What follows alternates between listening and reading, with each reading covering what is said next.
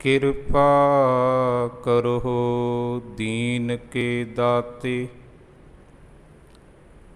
मेरा गुण अवगुण ना विचारो कोई। माटी का क्या धोपै स्वामी। मानस की गत एही। जेता समुंद सागर नीर भरिया। तेते अवगुण हमारे। दया करहो किश मेहर उपावहो। डुबदे पत्थर तारे। दया करहो किश मेहर उपावहो। डुबदे पत्थर तारे। परम सत्कारयोग चबर छतर तख्त दे मालक साहिब सतगुरु श्री गुरु ग्रंथ साहिब जी, तिन्हां दी हजूरी दे अंदर सुभाईमान सतसंगी जनो वडभागे हाँ। सतगुरु जी दी मुबारक गोद अंदर बैठ के इतिहास नूं विचारण दा सुभाग समा प्राप्त होया है। पिछलेरे दिनां दे विच आपां इतिहास नूं विचारिया सी। बंदा सिंह बहादुर नूं गुरदास नंगल दी गढ़ी दे विचों गिरफ्तार किया जाता है। दिल्ली विखे फरक्शियर दे सामने पेश किया जाता है। जो बंदा सिंह बहादुर दे नाल सिख गिरफ्तार करके लिआंदे गए हन, उन्हां नूं शहीद किया जाता है। बाद दे विच बंदा सिंह बहादुर नूं बहुत ही तसीहे दे के शहीद किया जाता है। उस दियां अखां कढ़ दित्तियां जांदियां हन, हत्थ पैर कट दिते जांदे हन, जमूरां दे नाल मास खिच्चिया जांदा है अते बंदा सिंह बहादुर जी दा जो 4 साल दा बच्चा है अजय सिंह, उस दा कलेजा कढ़ के बंदा सिंह बहादुर दे मूँह दे विच तुन्निया जांदा है। बच्चे नूं भी शहीद किया जाता है। बंदा सिंह बहादुर नूं भी शहीद कर दिता जाता है। बाद दे विच अमर सिंह कंबोज जो बंदा सिंह बहादुर जी का शरीर है, जो अंग हन, उन्हां नूं एक पग दे विच बन के जम्मू कश्मीर विखे लै जाता है। उत्थे जो बंदा सिंह बहादुर दी पहले विआह दी पत्नी है, वो बंदा सिंह बहादुर जी दे शरीर दा अंगां दा संस्कार करदी है। इत्थों तक इतिहास नूं विचारिया गया सी। अगले इतिहास दी विचार आरंभ करन तो पहलां साहिबे कमाल श्री गुरु गोबिंद सिंह साहिब जी, तिन्हां वल्लों बख्शिश कीती हुई फतेह दे नाल सांझ पाइए। बुलाओ फतेह। वाहिगुरु जी का खालसा, वाहिगुरु जी की फतेह। 9 जून 1716 ईस्वी नूं बंदा सिंह बहादुर नूं शहीद किया जाता है। मैं तुहाडे नाल इस गल का जिक्र किया सी, फरक्शियर बंदा सिंह बहादुर नूं शहीद करन तो पहलां ਇਸ ਤਰ੍ਹਾਂ ਦੇ ਵਿਚਾਰ ਬੰਦਾ ਸਿੰਘ ਬਹਾਦਰ ਦੇ ਨਾਲ ਸਾਂਝੇ ਕਰਦਾ ਹੈ ਕਿ ਤੁਸੀਂ ਕਿਸ ਤਰ੍ਹਾਂ ਦੀ ਮੌਤ ਨੂੰ ਪਸੰਦ ਕਰਦੇ ਹੋ। ਅਸੀਂ ਉਸੇ ਤਰ੍ਹਾਂ ਦੀ ਹੀ ਮੌਤ ਤੁਹਾਨੂੰ ਦੇਵਾਂਗੇ। ਬੰਦਾ ਸਿੰਘ ਬਹਾਦਰ ਨੇ ਜਵਾਬ ਇਹ ਦਿੱਤਾ ਸੀ, ਸਾਡੇ ਗੁਰੂ ਸਾਹਿਬਾਨ ਦਾ ਇਹ ਸਿਧਾਂਤ ਹੈ, ਖੇਤ ਸਰੀਰ ਜੋ ਬੀਜੀ ਹੈ ਸੋ ਅੰਤ ਖਲੋਆ ਆਏ। ਜਿਹੋ ਜੇ ਮਨੁੱਖ ਕਰਮ ਕਰਦਾ ਹੈ ਉਹੋ ਜਿਹਾ ਹੀ ਫਲ ਪ੍ਰਾਪਤ ਕਰ ਲੈਂਦਾ ਹੈ। ਫਰਕਸ਼ੀਅਰ ਨੂੰ ਜਵਾਬ ਦਿੱਤਾ ਗਿਆ ਸੀ, ਜਿਹੋ ਜੀ ਮੌਤ ਤੂੰ ਆਪਣੇ ਲਈ ਲੋਚਦਾ ਹੈ, ਜਿਹੋ ਜੀ ਮੌਤ ਆਪਣੇ ਲਈ ਤੂੰ ਪਸੰਦ ਕਰਦਾ ਹੈ, ਉਹੋ ਜੀ ਮੌਤ ਮੈਨੂੰ ਦੇ ਦੇ। ਜਾਂ ਇਸ ਦਾ ਭਾਵ ਆਪਾਂ ਇਹ ਵੀ ਕਹਿ ਸਕਦੇ ਹਾਂ ਵੀ ਜਿਸ ਤਰ੍ਹਾਂ ਦੀ ਮੌਤ ਤੁਸੀਂ ਮੈਨੂੰ ਦੇਵੋਗੇ, ਜਿਸ ਤਰੀਕੇ ਨਾਲ ਤੁਸੀਂ ਮੈਨੂੰ ਸ਼ਹੀਦ ਕਰੋਗੇ, ਉਸੇ ਤਰ੍ਹਾਂ ਦੀ ਹੀ ਮੌਤ ਤੁਹਾਡੀ ਹੋਣੀ ਹੈ। ਇਹ ਬੰਦਾ ਸਿੰਘ ਬਹਾਦਰ ਜੀ ਦੇ ਬਚਨ ਸਨ। 1716 ਈਸਵੀ ਦੇ ਵਿੱਚ ਬੰਦਾ ਸਿੰਘ ਬਹਾਦਰ ਨੂੰ ਸ਼ਹੀਦ ਕੀਤਾ ਗਿਆ। ਫਰਕਸ਼ੀਅਰ ਦਿੱਲੀ ਦਾ ਬਾਦਸ਼ਾਹ ਹੈ। ਪੌਣੇ 3 ਸਾਲਾਂ ਬਾਅਦ 1719 ਈਸਵੀ ਦੇ ਵਿੱਚ ਤਕਰੀਬਨ ਮਾਰਚ ਅਪ੍ਰੈਲ ਮਹੀਨੇ ਦੇ ਦੌਰਾਨ ਫਰਕਸ਼ੀਅਰ ਨੂੰ ਇਹਦੇ ਭਰਾਵਾਂ ਦੇ ਵੱਲੋਂ ਕਤਲ ਕੀਤਾ ਜਾਂਦਾ ਹੈ। ਦਿੱਲੀ ਦੇ ਬਾਦਸ਼ਾਹ ਫਰਕਸ਼ੀਅਰ ਨੂੰ ਇਹਦੇ ਹੀ ਪਰਿਵਾਰ ਦੇ ਮੈਂਬਰਾਂ ਦੇ ਵੱਲੋਂ, ਜੋ ਸਕੇ ਸਕੇਲੇ ਹਨ, ਸੈਯਦ ਭਰਾ ਹਨ, ਉਹਨਾਂ ਦੇ ਵੱਲੋਂ ਫਰਕਸ਼ੀਅਰ ਨੂੰ ਗ੍ਰਿਫਤਾਰ ਕੀਤਾ ਜਾਂਦਾ ਹੈ ਅਤੇ ਇਸ ਦਾ ਕਤਲ ਕੀਤਾ ਜਾਂਦਾ ਹੈ। ਉਸੇ ਹੀ ਤਰੀਕੇ ਦੇ ਨਾਲ ਜਿਸ ਤਰ੍ਹਾਂ ਬੰਦਾ ਸਿੰਘ ਬਹਾਦਰ ਨੂੰ ਸ਼ਹੀਦ ਕੀਤਾ ਗਿਆ ਸੀ, ਫਰਕਸ਼ੀਅਰ ਦੀਆਂ ਵੀ ਅੱਖਾਂ ਕੱਢ ਦਿੱਤੀਆਂ ਜਾਂਦੀਆਂ ਹਨ, ਉਹਦੇ ਹੱਥ ਪੈਰ ਕੱਟ ਦਿੱਤੇ ਜਾਂਦੇ ਹਨ। ਉਸੇ ਤਰ੍ਹਾਂ ਹੀ ਫਰਕਸ਼ੀਅਰ ਖਤਮ ਹੁੰਦਾ ਹੈ ਜਿਸ ਤਰੀਕੇ ਨਾਲ ਉਸਨੇ ਬੰਦਾ ਸਿੰਘ ਬਹਾਦਰ ਨੂੰ ਸ਼ਹੀਦ ਕੀਤਾ। ਇਸ ਤੋਂ ਬਾਅਦ ਕਈ ਵਿਅਕਤੀ ਹੈ ਜਿਹੜੇ ਉਹ ਦਿੱਲੀ ਦੇ ਤਖਤ 'ਤੇ ਬੈਠਦੇ ਹਨ, ਪਰ ਇੱਕ ਕੋਈ ਚੰਗਾ ਰੋਲ ਅਦਾ ਨਹੀਂ ਕਰਦੇ। ਆਖਰ ਨੂੰ ਮੁਹੰਮਦ ਸ਼ਾਹ ਰੰਗੀਲਾ ਦਿੱਲੀ ਦੇ ਤਖਤ ਦੇ ਉੱਪਰ ਬੈਠਦਾ ਹੈ, ਜਿਹੜਾ ਬਾਦਸ਼ਾਹ ਹੁਣ ਇਸ ਦੇਸ਼ ਦਾ।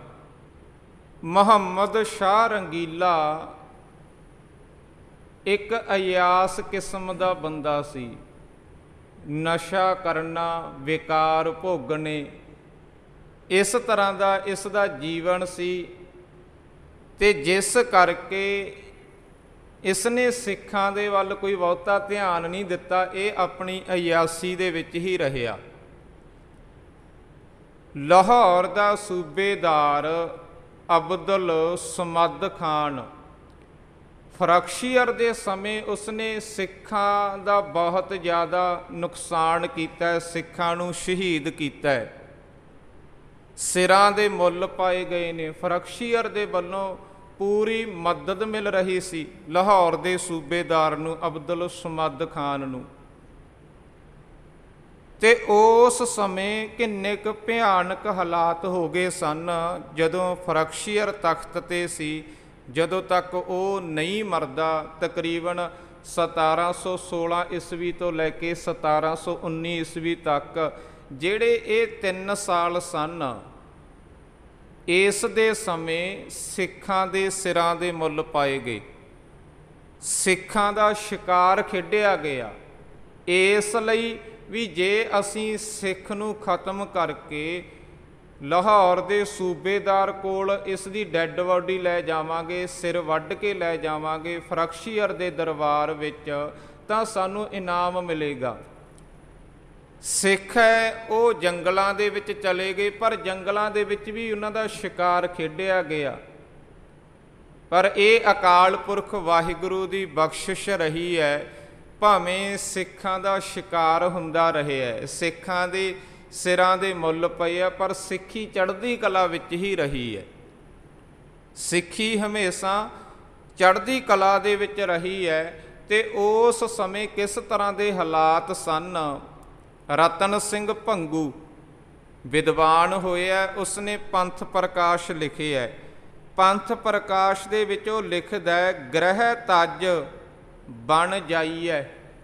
ਫਰਖਸ਼ੀਅਰ ਦੇ ਸਮੇਂ ਸਿੱਖ ਘਰ-ਬਾਰ ਛੱਡ ਕੇ ਜੰਗਲਾਂ ਦੇ ਵਿੱਚ ਚਲੇ ਗਏ। ਗ੍ਰਹਿ ਤਜ ਬਣ ਜਾਈਐ, ਬਣ ਤਜ ਨੀਰ ਲੁਕਾਏ। ਕਹਿੰਦੇ ਆਖਰ ਜਦੋਂ ਦੁਸ਼ਮਣ ਜੰਗਲ ਨੂੰ ਵੀ ਅੱਗ ਲਾ ਦਿੰਦਾ ਵੀ ਇੱਥੇ ਸਿੱਖ ਛੁਪੇ ਹੋਏ ਹੋ ਸਕਦੇ ਹਨ, ਤਾਂ ਸਿੱਖ ਆਪਣੀ ਜਾਨ ਬਚਾਉਣ ਦੇ ਲਈ ਪਾਣੀ ਦੇ ਵਿੱਚ ਚਲੇ ਜਾਂਦੇ ਹੈ। ਬਨ ਤਜ ਨੀਰ ਲੁਕਾਏ, ਨੀਰ ਲੁਕੈ ਸਿੰਘ ਨਾ ਬਚੈ। ਆਖਰ ਪਾਣੀ ਦੇ ਵਿੱਚ ਵੀ ਬੰਦਾ ਸਾਹ ਬੰਦ ਕਰਕੇ ਕਿੰਨਾ ਕੁ ਸਮਾਂ ਡੁਬਕੀ ਮਾਰ ਕੇ ਅੰਦਰ ਬੈਠ ਸਕਦਾ ਹੈ।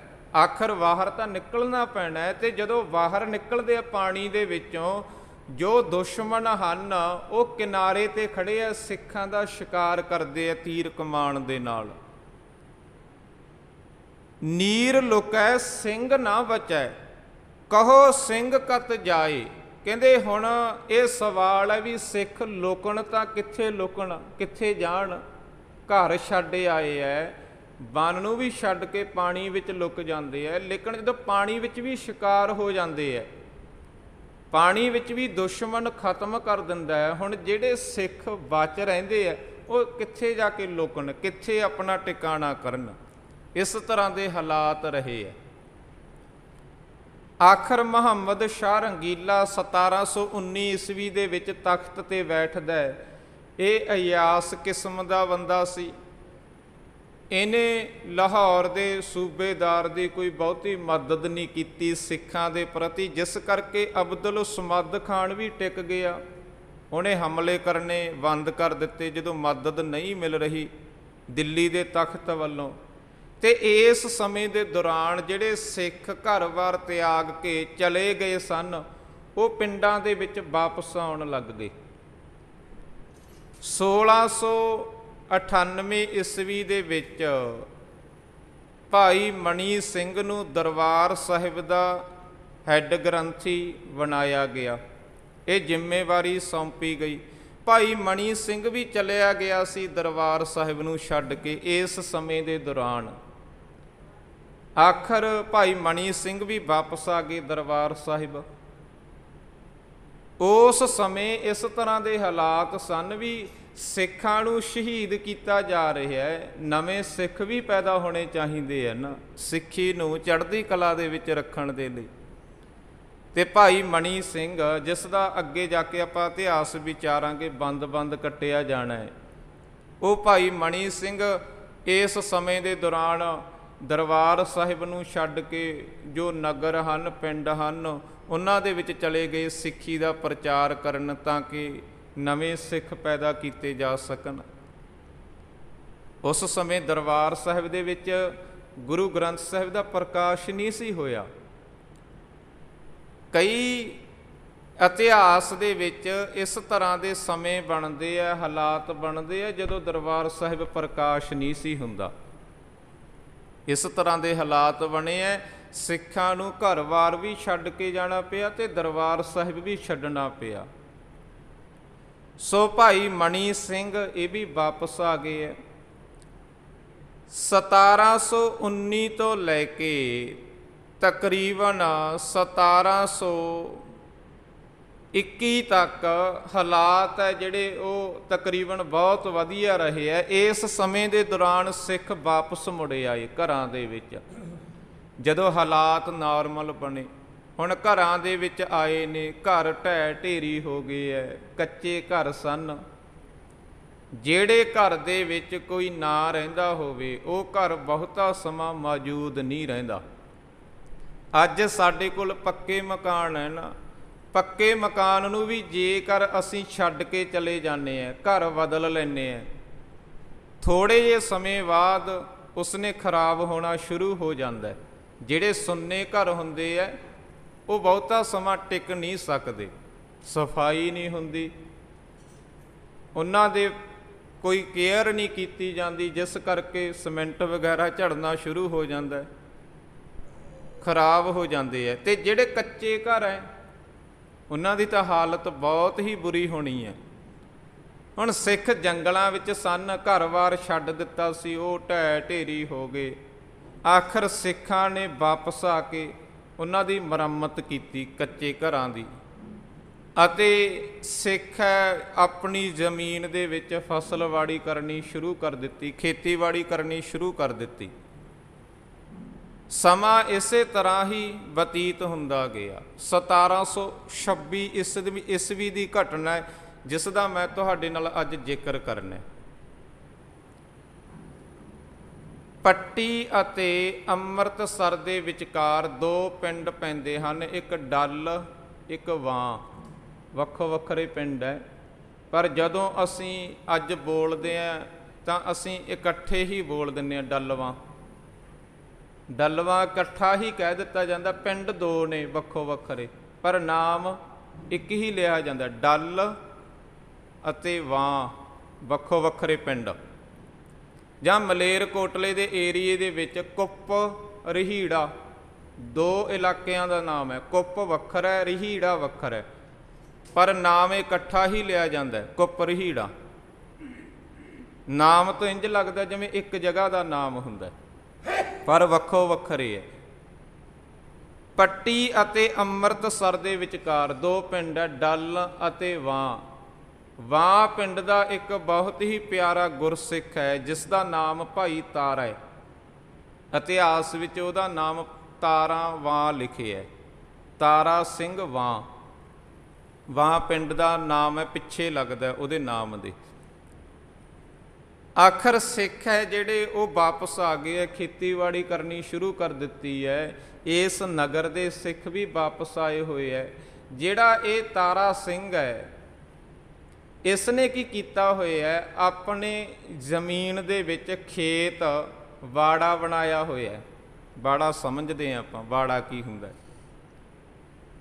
ਅਤੇ ਉੱਥੇ ਇਸ ਨੇ ਇੱਕ ਛੰਨ ਪਾਈ ਹੋਈ ਹੈ, ਛੱਪਰੀ ਪਾਈ ਹੋਈ ਹੈ। ਉੱਥੇ ਟਿਕਾਣਾ ਕੀਤਾ ਹੋਇਆ ਹੈ ਵੀ ਆਉਂਦੇ ਜਾਂਦੇ ਸਿੱਖ ਇੱਥੇ ਠਹਿਰ ਸਕਦੇ ਆ ਮੇਰੀ ਜ਼ਮੀਨ ਦੇ ਵਿੱਚ।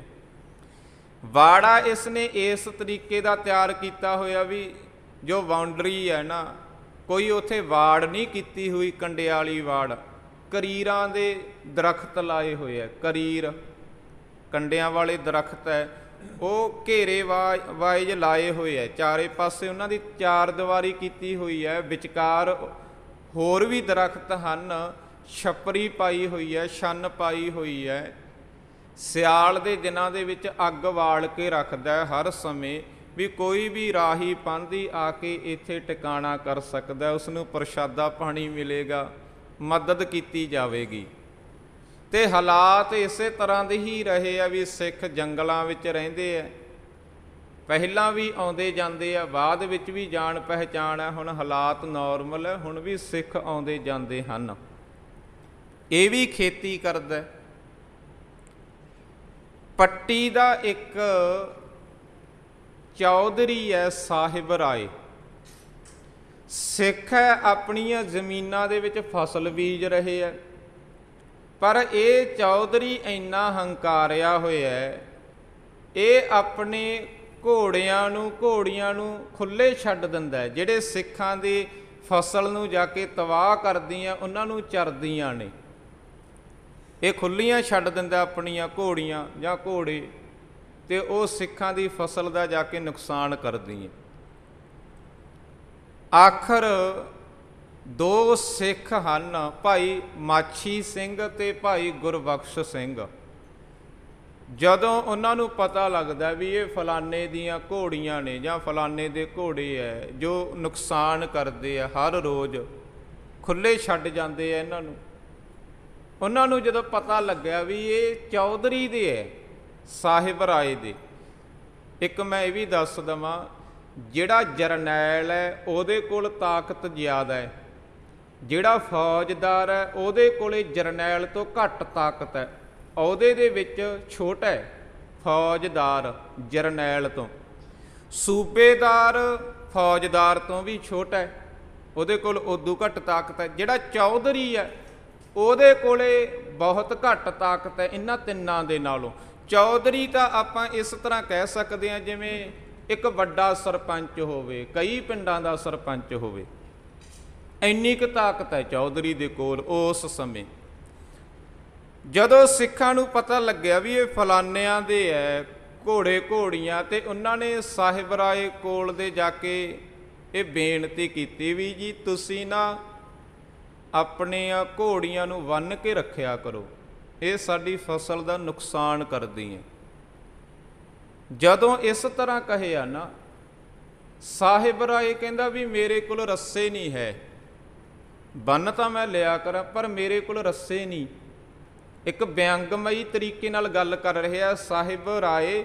ਚੌਧਰੀ ਆ, ਉਹਨੂੰ ਆਪਣੇ ਅਹੁਦੇ 'ਤੇ ਮਾਣ ਹੈ, ਉਸਨੂੰ ਇਹ ਵੀ ਮਾਣ ਹੈ ਵੀ ਹਕੂਮਤ ਮੇਰੀ ਪਿੱਠ 'ਤੇ ਖੜੀ ਹੈ, ਸਿੱਖ ਮੇਰਾ ਕੀ ਵਿਗਾੜ ਲੈਣਗੇ। ਸਿੱਖ ਕਹਿੰਦੇ ਵੀ ਇਹ ਤਾਂ ਕੋਈ ਜਵਾਬ ਨਾ ਹੋਇਆ ਵੀ ਤੇਰੇ ਕੋਲ ਰੱਸੇ ਨਹੀਂ ਹੈ, ਤੂੰ ਰੱਸੇ ਖਰੀਦ ਲਿਆ, ਚੌਧਰੀ ਹੈ ਫੇਰ ਬੰਨ ਲਾ। ਸਾਹਿਬ ਰਾਏ ਕਹਿੰਦਾ ਵੀ ਜਿਹੜੇ ਰੱਸੇ ਮੈਨੂੰ ਚਾਹੀਦੇ ਆ ਨਾ ਉਹ ਬਾਜ਼ਾਰ ਦੇ ਵਿੱਚੋਂ ਮਿਲਦੇ ਕੋਈ ਨਹੀਂ, ਜਿਹੜੇ ਰੱਸਿਆਂ ਨਾਲ ਮੈਂ ਆਪਣੀਆਂ ਘੋੜੇ ਘੋੜੀਆਂ ਬੰਨਣੇ ਆ ਉਹ ਬਾਜ਼ਾਰ ਵਿੱਚ ਨਹੀਂ ਮਿਲਦੇ। ਸਿੱਖ ਕਹਿੰਦੇ ਵੀ ਕਿੱਥੋਂ ਮਿਲਣਗੇ, ਕਿਹੋ ਜਿਹੇ ਰੱਸੇ ਚਾਹੀਦੇ ਆ? ਕਹਿੰਦਾ ਮੈਨੂੰ ਚਾਹੀਦੇ ਆ ਸਿੱਖਾਂ ਦੇ ਕੇਸਾਂ ਦੇ ਵੱਟੇ ਹੋਏ ਰੱਸੇ, ਜਿਹਦੇ ਨਾਲ ਮੈਂ ਆਪਣੀਆਂ ਘੋੜੀਆਂ ਬੰਨਾਂਗਾ। ਹੁਣ ਸਿੱਖ ਜੰਗਲਾਂ ਵਿੱਚ ਚਲੇ ਗਏ, ਥੋੜ੍ਹੇ ਬਹੁਤੇ ਆਉਣ ਲੱਗੇ ਆ ਹੁਣ ਪਿੰਡਾਂ ਦੇ ਵਿੱਚ। ਜਦੋਂ ਸਿੱਖ ਇਕੱਠੇ ਹੋਏ, ਅਸੀਂ ਉਹਨਾਂ ਦਾ ਸ਼ਿਕਾਰ ਕਰਾਂਗੇ, ਕੇਸ ਕੱਟਾਂਗੇ, ਫਿਰ ਰੱਸੇ ਬਣਾਵਾਂਗੇ, ਫਿਰ ਘੋੜੀਆਂ ਬੰਨਾਂਗੇ। ਇਹ ਜਵਾਬ ਹੈ ਉਸ ਸਾਹਿਬ ਰਾਏ ਦਾ, ਹੰਕਾਰ ਭਰਿਆ ਜਵਾਬ। ਹੁਣ ਜਿਹੜੀ ਸਿੱਖੀ ਹੈ ਨਾ ਉਹ ਦੋ ਰਸਤਿਆਂ 'ਤੇ ਚੱਲਦੀ ਹੈ। ਇੱਕ ਹੈ ਗੁਰੂ ਅਰਜਨ ਸਾਹਿਬ ਦਾ ਰਸਤਾ, ਨਿਮਰਤਾ ਦੇ ਵਿੱਚ ਰਹਿਣਾ, ਵੀ ਜੇ ਪ੍ਰਿਥੀ ਚੰਦ ਧੱਕਾ ਕਰਦਾ ਤਾਂ ਵੀ ਨਿਮਰਤਾ ਵਿੱਚ ਰਹਿਣਾ, ਅਕਾਲ ਪੁਰਖ ਦਾ ਭਾਣਾ ਮੰਨਣਾ। ਜੇ ਸੁਲਹੀ ਖਾਨ ਚੜ ਕੇ ਆਉਂਦਾ ਤਦ ਵੀ ਅਕਾਲ ਪੁਰਖ ਦਾ ਭਾਣਾ। ਜੇ ਜਹਾਂਗੀਰ ਤੱਤੀ ਤਵੀ 'ਤੇ ਬਿਠਾ ਕੇ ਸ਼ਹੀਦ ਕਰਦਾ ਤਾਂ ਵੀ ਅਕਾਲ ਪੁਰਖ ਦਾ ਭਾਣਾ ਮੰਨਣਾ। ਤੇ ਇੱਕ ਹੈ ਦੂਸਰਾ ਰਸਤਾ ਗੁਰੂ ਹਰਗੋਬਿੰਦ ਸਾਹਿਬ ਵਾਲਾ, ਵੀ ਜਦੋਂ ਕੋਈ ਬੰਦਾ ਬਿਲਕੁਲ ਸਮਝੇ ਨਾ, ਫਿਰ ਉਸ ਨੂੰ ਕਹਿ ਦੇਣਾ ਚੰਗੀ ਤਰ੍ਹਾਂ ਵੀ ਹੁਣ ਦੱਸ ਤੁਸੀਂ ਸਾਡੇ ਨਾਲ ਨਿਬੇੜਾ ਕਿਵੇਂ ਕਰਨਾ, ਕਿਹੜਾ ਤਰੀਕਾ ਚਾਹੀਦਾ ਤੁਹਾਨੂੰ। ਫਿਰ ਦੂਸਰਾ ਰਸਤਾ ਤਲਵਾਰ ਵਾਲਾ, ਹਥਿਆਰ ਵਾਲਾ। ਜਦੋਂ ਨਿਮਰਤਾ ਦਾ ਹੱਦ ਬੰਨਾ ਖਤਮ ਹੋ ਜੇ, ਫਿਰ ਹਥਿਆਰ 'ਤੇ ਹੱਥ ਜਾਣੇ ਉਹ ਜਾਇਜ਼ ਹਨ। ਹੁਣ ਮਾਛੀ ਸਿੰਘ ਤੇ ਗੁਰਬਖਸ਼ ਸਿੰਘ ਨੂੰ ਜਦੋਂ ਇਸ ਤਰ੍ਹਾਂ ਦਾ ਜਵਾਬ ਦਿੱਤਾ ਨਾ, ਉਹ ਵਾਪਸ ਮੁੜ ਆਏ। ਵਾਪਸ ਆ ਕੇ ਉਹਨਾਂ ਨੇ ਅਮਰ ਸਿੰਘ ਤੇ ਇੱਕ ਬਘੇਲ ਸਿੰਘ, ਲਖਵੀਰ ਸਿੰਘ, ਇਹਨਾਂ ਗੁਰਸਿੱਖਾਂ ਨੂੰ ਆ ਕੇ ਦੱਸਿਆ ਵੀ ਉਹਨੇ ਜੇ ਜਵਾਬ ਹੀ ਇਸੇ ਤਰ੍ਹਾਂ ਦਾ ਦਿੱਤਾ ਵੀ ਬਹੁਤ ਹੀ ਜ਼ਿਆਦਾ ਹੰਕਾਰ ਦੇ ਵਿੱਚ, ਵੀ ਉਹ ਆਪਣੀ ਫਸਲ ਤਬਾਹ ਕਰਨੋਂ ਨਹੀਂ ਹਟੇਗਾ। ਆਖਰ ਜਦੋਂ ਉਸਨੇ ਦੁਬਾਰੇ ਸਾਹਿਬ ਰਾਏ ਨੇ ਫੇਰ ਦੁਬਾਰੇ ਉਸੇ ਤਰ੍ਹਾਂ ਘੋੜੀਆਂ ਨੂੰ ਖੁੱਲ੍ਹਿਆਂ ਛੱਡਿਆ, ਉਹ ਸਿੱਖਾਂ ਦੇ ਜ਼ਮੀਨ ਦੇ ਵਿੱਚ ਚਲੀਆਂ ਗਈਆਂ, ਫਸਲ ਨੂੰ ਉਜਾੜਿਆ। ਬਘੇਲ ਸਿੰਘ, ਅਮਰ ਸਿੰਘ, ਲਖਵੀਰ ਸਿੰਘ, ਇਹਨਾਂ ਨੇ ਉਹ ਸਾਰੇ ਘੋੜੇ ਘੋੜੀਆਂ ਬੰਨ੍ਹ ਕੇ ਨਾ ਤੇ ਕਿਸੇ ਮੰਡੀ ਦੇ ਵਿੱਚ ਲਿਜਾ ਕੇ ਵੇਚ ਆਏ। ਜਿੰਨੀ ਆਮਦਨ ਹੋਈ, ਜਿੰਨੇ ਰੁਪਈਏ ਵੱਟੇ ਗਏ, ਉਹ ਤਾਰਾ ਸਿੰਘ ਵਾਂ ਦੇ ਲੰਗਰਾਂ ਵਿੱਚ ਪਾਤੇ ਵੀ ਇੱਥੇ ਸੇਵਾ ਹੋਣੀ ਚਾਹੀਦੀ ਹੈ, ਬਸ ਇਹ ਜਿਹੜੇ ਰੁਪਈਏ ਕਮਾਏ ਆ ਇਹ ਲੰਗਰਾਂ ਦੇ ਵਿੱਚ ਵਰਤੋ। ਆਖਰ ਜਦੋਂ ਸਾਹਿਬ ਰਾਏ ਨੂੰ ਪਤਾ ਚੱਲਿਆ ਨਾ ਵੀ ਸਿੱਖਾਂ ਨੇ ਮੇਰੇ ਘੋੜੇ ਘੋੜੀਆਂ ਵੇਚਤੇ ਐ, ਮੈਥੋਂ ਉਹ ਡਰੇ ਕੋਈ ਨਹੀਂ, ਮੇਰਾ ਪ੍ਰਭਾਵ ਨਹੀਂ ਕਬੂਲਿਆ, ਮੈਂ ਚੌਧਰੀ ਐ, ਇਹ ਸਾਹਿਬ ਰਾਏ ਫਿਰ ਪੱਟੀ ਦੇ ਫੌਜਦਾਰ ਦੇ ਕੋਲ ਜਾਂਦਾ, ਉਹਦੇ ਕੋਲ ਜਾ ਕੇ ਰੋਂਦਾ ਕਰਲਾਉਂਦਾ ਵੀ ਤੁਸੀਂ ਮੇਰੀ ਮਦਦ ਕਰੋ। ਸਿੱਖ ਹੈ ਜਿਨ੍ਹਾਂ ਨੂੰ ਅਸੀਂ ਹੁਣੇ ਸ਼ਿਕਾਰ ਕਰਕੇ ਹਟੇ ਆ, ਉਹਨਾਂ ਦੇ ਇੰਨੇ ਬੁਲੰਦ ਹੌਸਲੇ ਹੋ ਗਏ ਆ ਵੀ ਉਹ ਪਿੰਡਾਂ ਦੇ ਵਿੱਚ ਆ ਕੇ ਸਾਡਾ ਹੀ ਨੁਕਸਾਨ ਕਰਨ ਲੱਗ ਗਏ ਆ। ਆਖਰ ਜਦੋਂ ਇਸਨੇ ਬਹੁਤੇ ਮਿੰਨਤਾਂ ਤਰਲੇ ਕੀਤੇ, ਜੋ ਪੱਟੀ ਦਾ ਫੌਜਦਾਰ ਹੈ ਉਸਨੇ 80 ਬੰਦੇ ਪੈਦਲ, 25 ਘੋੜ ਸਵਾਰ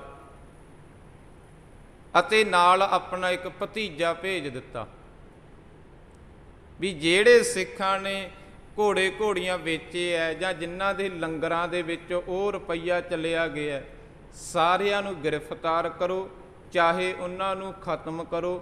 ਇਸ ਤਰ੍ਹਾਂ ਆਪਣੀ ਫੌਜ, ਇੱਕ ਛੋਟੀ ਜਿਹੀ ਟੁਕੜੀ, 80 ਬੰਦੇ ਪੈਦਲ, 25 ਘੋੜ ਸਵਾਰ ਤੇ ਇੱਕ ਆਪਣਾ ਭਤੀਜਾ ਮੁਖੀ ਬਣਾ ਕੇ ਤਾਰਾ ਸਿੰਘ ਵਾਂ, ਇਹਦੇ ਖੇਤ ਦੇ ਵਿੱਚ ਹੀ ਸਿੱਖ ਰਹਿੰਦੇ ਸਨ, ਉਹ ਜੋ ਜਗ੍ਹਾ ਬਣਾਈ ਹੋਈ ਹੈ, ਬਾੜਾ ਬਣਾਇਆ ਹੋਇਆ, ਉਸ ਜਗ੍ਹਾ 'ਤੇ ਭੇਜੇ ਗਏ।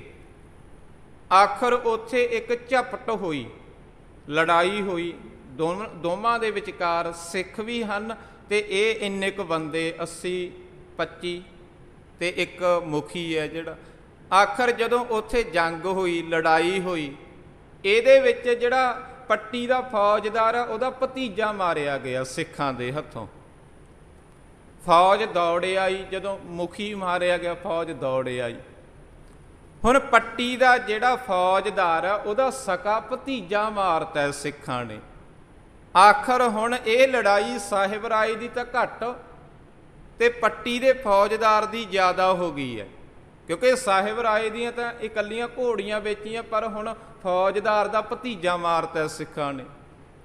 ਜਿਹੜੇ ਆਸੇ ਪਾਸੇ ਪਿੰਡਾਂ ਦੇ ਲੋਕ ਹੈ ਨਾ, ਸਿੱਖ ਨੇ, ਉਹ ਭਾਈ ਤਾਰਾ ਸਿੰਘ ਵਾਂ ਦੇ ਕੋਲ ਆਉਂਦੇ ਆ ਕੇ ਉਸ ਨੂੰ ਕਹਿੰਦੇ ਆ ਵੀ ਤੁਸੀਂ ਆਪਣਾ ਘਰ-ਬਾਰ ਛੱਡ ਕੇ, ਇਹ ਜ਼ਮੀਨ ਛੱਡ ਕੇ ਜੰਗਲਾਂ ਦੇ ਵਿੱਚ ਦੁਬਾਰੇ ਚਲੇ ਜਾਓ, ਕਿਉਂਕਿ ਜਿਸ ਤਰੀਕੇ ਨਾਲ ਤੁਸੀਂ ਫੌਜਦਾਰ ਦਾ ਭਤੀਜਾ ਮਾਰ ਦਿੱਤਾ, ਹੁਣ ਉਹ ਟਿਕ ਕੇ ਤਾਂ ਬੈਠੇਗਾ ਨਹੀਂ, ਉਹ ਦੁਬਾਰੇ ਹਮਲਾ ਕਰੇਗਾ, ਤੇ ਜਿਹੜਾ ਉਸ ਦਾ ਦੁਬਾਰੇ ਹਮਲਾ ਹੋਵੇਗਾ ਉਹ ਬਹੁਤ ਜ਼ਿਆਦਾ ਭਿਆਨਕ ਹੋ ਸਕਦਾ, ਉਹ ਜ਼ਿਆਦਾ ਤਾਕਤ ਲੈ ਕੇ ਆਵੇਗਾ, ਜ਼ਿਆਦਾ ਵੱਡੀ ਫੌਜ ਲੈ ਕੇ ਆਵੇਗਾ, ਜਿਸ ਕਰਕੇ ਤੁਹਾਡਾ ਵੀ ਨੁਕਸਾਨ ਹੋਵੇਗਾ, ਤੁਹਾਨੂੰ ਵੀ ਖਤਮ ਕੀਤਾ ਜਾ ਸਕਦਾ ਉਹਨਾਂ ਦੇ ਵੱਲੋਂ।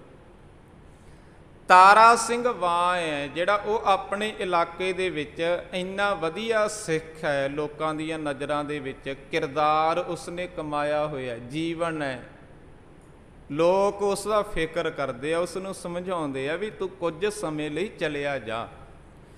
ਤਾਰਾ ਸਿੰਘ ਵਾਂ ਕਹਿੰਦਾ ਮੈਂ ਆਪਣੀ ਜ਼ਮੀਨ ਤੇ ਖੇਤ ਛੱਡ ਕੇ ਕਿਸੇ ਪਾਸੇ ਨਹੀਂ ਜਾਵਾਂਗਾ, ਜੇ ਉਹ ਫੌਜਦਾਰ ਆਉਂਦਾ ਮੁਕਾਬਲਾ ਕਰਾਂਗੇ, ਮੁਕਾਬਲੇ ਵਿੱਚ ਸ਼ਹੀਦ ਵੀ ਹੋ ਸਕਦੇ ਆ, ਉਹਨਾਂ ਨੂੰ ਖਤਮ ਵੀ ਕਰ ਸਕਦੇ ਆ, ਪਰ ਹੁਣ ਮੈਂ ਆਪਣਾ ਖੇਤ, ਆਪਣਾ ਘਰ-ਬਾਰ ਛੱਡ ਕੇ ਨਹੀਂ ਜਾ ਸਕਦਾ।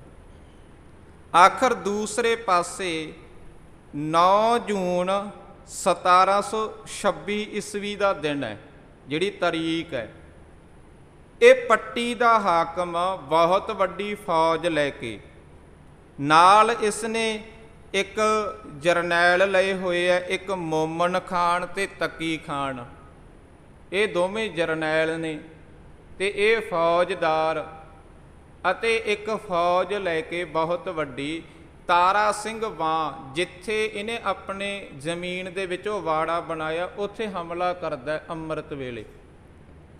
ਹੁਣ ਉਸ ਸਮੇਂ ਤਕਰੀਬਨ ਗਿਣਤੀ ਦੇ 40 ਕੁ ਸਿੱਖ ਨੇ ਉਸ ਖੇਤ ਦੇ ਵਿੱਚ, ਉਹ ਬਾੜੇ ਦੇ ਵਿੱਚ। ਉਹਨਾਂ ਦੇ ਵਿੱਚੋਂ ਇੱਕ ਅਮਰ ਸਿੰਘ, ਉਹ ਅੰਮ੍ਰਿਤ ਵੇਲੇ ਜਾਗ ਕੇ, ਇਹ ਤਾਂ ਪਤਾ ਹੀ ਹੈ ਵੀ ਸਿੱਖ ਹੈ, ਉਹ ਅੰਮ੍ਰਿਤ ਵੇਲੇ ਦੀ ਸੰਭਾਲ ਕਰਦੇ ਸਨ ਜਾਂ ਕਰਦੇ ਹੈ। ਇਹਨਾਂ ਨੇ ਹਮਲਾ ਅੰਮ੍ਰਿਤ ਵੇਲੇ ਇਸ ਲਈ ਕੀਤਾ ਵੀ ਸਿੱਖ ਸੁੱਤੇ ਪਏ ਹੋਣਗੇ, ਪਰ ਸਿੱਖੀ ਦਾ ਤਾਂ ਇਹ ਸਿਧਾਂਤ ਹੈ ਨਾ, ਗੁਰ ਸਤਿਗੁਰ ਕਾ ਜੋ ਸਿੱਖ ਅਖਾਏ, ਸੋ ਭਲਕੇ ਉਠ ਹਰ ਨਾਮ ਤੇ ਆਵੇ। ਅਮਰ ਸਿੰਘ ਅੰਮ੍ਰਿਤ ਵੇਲੇ ਜਾਗ ਕੇ ਬਾਹਰ ਜਾ ਰਿਹਾ ਹੈ, ਖੇਤਾਂ ਦੇ ਵਿੱਚ ਕਿਰਿਆ ਕਰਮ ਕਰਨ ਦੇ ਲਈ, ਕਿਰਿਆ ਸੋਧਣ ਦੇ ਲਈ। ਜਦੋਂ ਉਸਨੇ ਸੁਣਿਆ ਨਾ ਵੀ ਆਹ ਘੋੜਿਆਂ ਦੀਆਂ ਟਾਪਾਂ ਦੀ ਆਵਾਜ਼ ਆ ਰਹੀ ਹੈ, ਇੰਜ ਲੱਗਦਾ ਜਿਵੇਂ ਕੋਈ ਦੁਸ਼ਮਣ ਆ ਰਿਹਾ ਸਾਡੇ ਵੱਲ ਨੂੰ। ਹੁਣ ਸ਼ੱਕ ਤਾਂ ਇਹਨਾਂ ਨੂੰ ਪਹਿਲਾਂ ਹੀ ਹੈ, ਪਤਾ ਹੈ ਵੀ ਹਮਲਾ ਸਾਡੇ ਤੇ ਹੋਵੇਗਾ ਹੀ ਹੋਵੇਗਾ। ਆਖਰ ਜਦੋਂ ਉਹ ਆਵਾਜ਼ ਸੁਣੀ, ਇਸਨੇ ਸੋਚਿਆ ਵੀ ਬਹੁਤ ਹੀ ਨਜ਼ਦੀਕ ਹੈ ਜੋ ਵੀ ਕੋਈ ਆ ਰਿਹਾ ਹੈ, ਜੇ ਮੈਂ ਵਾਪਸ ਜਾਵਾਂ ਤਾਂ ਮੈਂ ਵਾਪਸ ਜਾ ਨਹੀਂ ਸਕਦਾ, ਉਨੇ ਟਾਈਮ ਦੇ ਵਿੱਚ ਦੱਸ ਨਹੀਂ ਸਕਦਾ। ਇਸਨੇ ਸੋਚਿਆ ਮੈਨੂੰ ਇੱਥੇ ਰੁਕ ਕੇ ਮੁਕਾਬਲਾ ਕਰਨਾ ਚਾਹੀਦਾ। ਇਹਦੇ ਉਸ ਸਮੇਂ ਗਾਤਰੇ ਵਾਲੀ ਕਿਰਪਾਨ ਪਾਈ ਹੋਈ ਹੈ 2.5-3 ਫੁੱਟ ਦੀ, ਉਸੇ ਦੇ ਨਾਲ ਇਸਨੇ ਫੌਜ ਦਾ ਮੁਕਾਬਲਾ ਕਰਨਾ ਸ਼ੁਰੂ ਕਰ ਦਿੱਤਾ ਅਤੇ ਇੱਕ ਜੈਕਾਰਾ ਲਾਇਆ ਬਹੁਤ ਉੱਚੀ ਆਵਾਜ਼ ਦੇ ਵਿੱਚ, ਜਿਹੜੀ ਆਵਾਜ਼ ਸੁਣ ਕੇ ਜੋ ਸਿੱਖ ਵਾੜੇ ਦੇ ਵਿੱਚ ਉਹਨਾਂ ਨੂੰ ਪਤਾ ਲੱਗ ਗਿਆ ਵੀ ਸਾਡੇ ਤੇ ਹਮਲਾ ਹੋ ਗਿਆ। ਆਖਰ ਇੱਥੇ ਇੱਕ ਜੰਗ ਹੋਈ 9 ਜੂਨ 1726 ਈਸਵੀ ਨੂੰ ਵਾਂ ਪਿੰਡ ਦੇ ਵਿੱਚ। ਇਹ ਮੋਮਨ ਖਾਨ ਤੇ ਤਕੀ ਖਾਨ ਹੈ, ਇਹ ਜਰਨੈਲ ਨੇ, ਮੁਖੀ ਨੇ, ਇਹਨਾਂ ਦੀ ਅਗਵਾਈ ਦੇ ਵਿੱਚ ਫੌਜ ਲੜ ਰਹੀ ਹੈ। ਆਖਰ ਜੋ ਮੋਮਨ ਖਾਨ ਹੈ ਇਹਨੇ ਆਪਣਾ ਸਾਰਾ ਜੋ ਤਣ ਹੈ ਨਾ ਉਹ ਸੰਜੋ ਦੇ ਨਾਲ ਢੱਕਿਆ ਹੋਇਆ, ਲੋਹੇ ਦੀ ਸੰਜੋ ਹੈ ਵੀ ਮੇਰੇ ਤੇ ਹਮਲਾ ਨਾ ਹੋਵੇ। ਸੰਜੋ ਪਹਿਨੀ ਜਾਂਦੀ ਸੀ ਜੰਗਾਂ ਦੇ ਵਿੱਚ। ਇਹਨੇ ਸਾਰਾ ਕੁਝ ਆਪਣਾ ਆਪ ਢੱਕਿਆ ਹੋਇਆ, ਇਕੱਲਾ ਮੂੰਹ ਨੰਗਾ ਇਹਦਾ ਵੀ ਜਿੱਥੇ ਹਮਲਾ ਹੋ ਸਕਦਾ ਹੈ। ਇਹ ਜੰਗ ਦੇ ਦੌਰਾਨ ਇੱਕ ਤਰ੍ਹਾਂ ਦੇ ਬੋਲ ਬੋਲਦਾ ਵੀ ਤੁਹਾਡੇ ਵਿੱਚ ਤਾਰਾ ਸਿੰਘ ਕੌਣ ਹੈ, ਮੈਂ ਉਹਦੇ ਨਾਲ ਮੁਕਾਬਲਾ ਕਰਨਾ ਚਾਹੁੰਦਾ, ਮੈਂ ਸੁਣਿਆ ਉਹ ਬਹਾਦਰ ਬਹੁਤ ਹੈ। ਜਦੋਂ ਇਸ ਨੇ ਇਸ ਤਰ੍ਹਾਂ ਲਲਕਾਰਿਆ ਨਾ, ਤਾਰਾ ਸਿੰਘ ਵਾਂ ਇਹਦੇ ਸਾਹਮਣੇ ਇੰਨੀ ਛੇਤੀ ਆਇਆ। ਉਹਦੇ ਕੋਲ ਜਿਹੜਾ ਵਰਸਾ ਹੈ ਤਾਰਾ ਸਿੰਘ ਵਾਂ ਦੇ ਕੋਲ, ਉਸ ਵਰਸ਼ੇ ਦੇ ਨਾਲ ਇੰਨਾ ਤੇਜ਼ ਵਾਰ ਕੀਤਾ ਵੀ ਉਹ ਵਰਸ਼ਾ ਇਹਦੇ ਮੂੰਹ ਦੇ ਵਿੱਚ ਮਾਰਿਆ ਗਿਆ, ਕਿਉਂਕਿ ਹੋਰ ਕਿਤੇ ਹਮਲਾ ਹੋ ਹੀ ਨਹੀਂ ਸਕਦਾ। ਤੇ ਨਾਲ ਇਹ ਗੱਲ ਕਹੀ ਵੀ ਮੋਮਨ ਖਾਂ ਤਾਰਾ ਸਿੰਘ ਵਾਂ ਮੈਂ ਆ। ਜਦੋਂ ਇਹਦੇ ਮੂੰਹ ਦੇ ਵਿੱਚ ਵਰਸ਼ਾ ਲੱਗੇ ਹੈ, ਖੂਨ ਤਾਂ ਨਿਕਲਣਾ ਹੀ ਨਿਕਲਣਾ ਸੁਭਾਵਿਕ ਹੈ, ਤੇ ਇਹ ਵਾਪਸ ਮੁੜਿਆ ਜਦੋਂ ਆਪਣੇ ਆਪ ਨੂੰ ਬਚਾਉਣ ਦੀ ਖਾਤਰ। ਤਕੀ ਖਾਨ ਹੈ ਜਿਹੜਾ ਇੱਕ ਹੋਰ ਜਰਨੈਲ ਆ, ਉਹ ਇਹਨੂੰ ਵਿਅੰਗਮਈ ਤਰੀਕੇ ਨਾਲ ਪੁੱਛਦਾ, ਕਹਿੰਦਾ ਮੋਮਨ ਖਾਨ ਜੀ ਤੁਸੀਂ ਪਾਣ ਚਵਾ ਰਹੇ ਹੋ? ਜਦੋਂ ਪਾਣ ਚਵਾਉਂਦੇ ਆ ਉਦੋਂ ਵੀ ਲਾਲ ਰੰਗ ਦਾ ਹੀ ਲਾਰਵਾ ਹੈ ਜਿਹੜਾ ਉਹ ਮੂੰਹ ਦੇ ਵਿੱਚੋਂ ਨਿਕਲਦਾ। ਮੋਮਨ ਖਾਨ ਕਹਿੰਦਾ ਹਾਂ ਪਾਣ ਹੀ ਚਵਾ ਰਹੇ ਆ। ਅੱਗੇ ਤਾਰਾ ਸਿੰਘ ਵਾਂ ਵੰਡੀ ਜਾਂਦਾ, ਜਾ ਕੇ ਲੈ ਲਾ। ਇਸ ਬਹਾਦਰੀ ਦੇ ਨਾਲ ਇਹ ਜੰਗ ਹੋਈ ਹੈ। ਆਖਰ ਇਸ ਜੰਗ ਦੇ ਦੌਰਾਨ ਇੱਥੇ ਤਕਰੀਬਨ 40 ਸਿੱਖ ਸ਼ਹੀਦ ਹੁੰਦੇ ਆ। ਮੈਂ ਪਹਿਲਾਂ ਵੀ ਜ਼ਿਕਰ ਕੀਤਾ ਵੀ ਸਾਡੇ ਇਤਿਹਾਸ ਦੇ ਵਿੱਚ 40 ਸਿੱਖ ਬਹੁਤ ਵਾਰੀ ਸ਼ਹੀਦ ਹੋਏ ਆ, 40 ਸਿੱਖਾਂ ਦੇ ਜਥੇ। ਅਰਦਾਸ ਦੇ ਵਿੱਚ ਵੀ ਜਦੋਂ ਅਸੀਂ ਪਹਿਰਾ ਪੜ੍ਹਦੇ ਹਾਂ ਨਾ, 5 ਪਿਆਰਿਆਂ, 4 ਸਾਹਿਬਜ਼ਾਦਿਆਂ, 40 ਮੁਕਤਿਆਂ, ਜਦੋਂ ਅਸੀਂ ਉਹ 40 ਮੁਕਤਿਆਂ ਦਾ ਨਾਮ ਲੈਂਦੇ ਹਾਂ ਤਾਂ ਸਾਡੇ ਧਿਆਨ ਦੇ ਵਿੱਚ ਚਮਕੌਰ ਦੀ ਗੜੀ ਵਾਲੇ 40 ਸਿੱਖ ਆ ਜਾਂਦੇ ਆ ਵੀ ਉੱਥੇ ਜਿਹੜੇ ਸ਼ਹੀਦ ਹੋਏ ਆ ਉਹਨਾਂ ਦੀ ਗੱਲ ਹੈ।